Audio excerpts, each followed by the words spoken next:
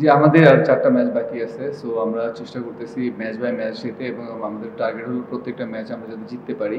আমরা ভালো ফ্লোতে আছি আলহামদুলিল্লাহ। লাস্ট ২ ম্যাচ হেরে আমরা একটু ব্যাকফুটে ছিলাম। সো মাস্ট নিডেড উইন ছিল আমাদের জন্য। সো আলহামদুলিল্লাহ যে আমরা ম্যাচটা জিততে পেরেছি। এবং আপনি যদি ব্যাটিং ইউনিট দেখেন, অ্যাজ এ ব্যাটিং ইউনিট সবাই কন্ট্রিবিউট করেছে। বলার যদি দেখেন সবাই কন্ট্রিবিউট করেছে। সো এটা টিমের জন্য একটা খুব ভালো সাইন যে টিমের সবাই একসাথে পারফর্ম করছে। আমার চেষ্টা ছিল যেটা যে আমাদের মানে শুরুটা মানে স্টার্টিংয়ে আমাদের হায়দার থাকে, ক্লার্ক থাকে। সো আমার জন্য জবটা অনেক ইজি হয়ে যায়।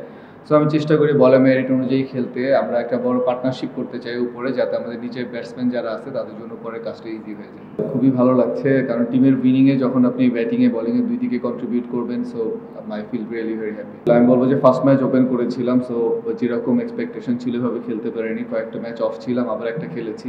তো আমি বলবো যে আমাদের টিম ওনার সামির ভাই উনি চেয়েছেন যে আমি যাতে খেলি।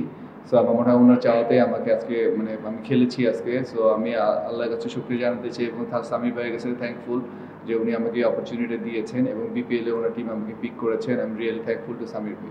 Khaled is very strong man.